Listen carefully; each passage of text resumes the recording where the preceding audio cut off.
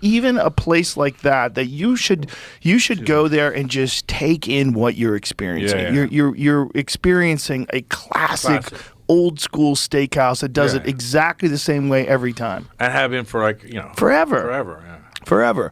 But it's just that people even in that will find negativity. Everything sucks. And I think we were talking about this last night, that I think this is a symbol of the times we're going through right now, because everyone is so anxious. The presidential elections are headed and no one knows what the fuck is going to happen, or what's the right answer. Is it better if she gets in? Is it better if he gets in? Is he going to be a dictator? Is she going to crack down on free speech? Are we going to be in World War III? What's happening? Does Iran have a fucking nuke? Was that earthquake a nuke, or was it just an earthquake? You know, there's a nuclear test.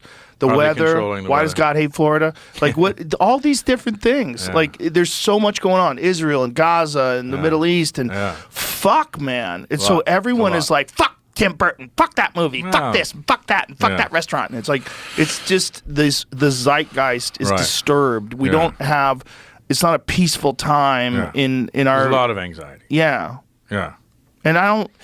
You know, I think we're missing out on the reality of our existence, which if we lived at any other time, we lived in 1924, and you got a time machine to go to 2024, you'd be like, holy shit, fuck, this is amazing. Or 1824, God. When you go get stabbed with a fucking bayonet and die of gangrene over it. Like, it was fucking unpleasant. And you're eating shit, you're shitting all the time because everybody weighed 120 pounds because there was no food. There's no food. And you couldn't drink fucking water. Because you get the shit. Like, it was bad. It was bad. There's a reason why most people in history were drunk. Because they had to drink alcohol, because if you drank regular water, you'd have fucking poison in it. It's like you're getting bacteria. And then when we moved to cities, we're like, you know what? Now we got to figure it out. We'll just put it in pipes. We'll just be beautiful. Lead pipes. We'll just put it in. Well, now it's PVC pipes. Everyone's got plastic in their balls. Well, that's the other problem I wanted to talk to you about is, don't you freak, because when I first started studying politics, you have to take stats, and they're like, there was a Southern dude teaching me, he's like, you can have a statistic to prove anything.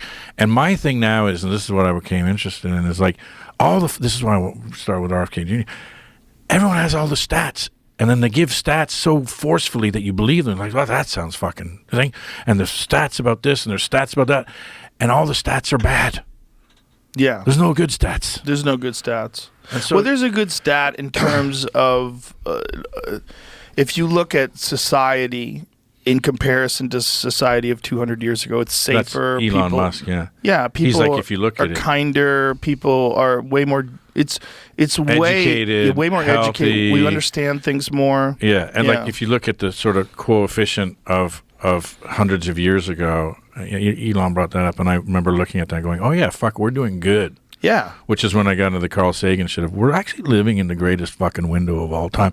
Where's the fucking anxiety coming from? And I don't know who said this, but I think it was, I don't know who said this, but work satisfies need, desire, and sanity. Like, you need to work to, like, for food. You know, desire, because happiness is going forward. Right?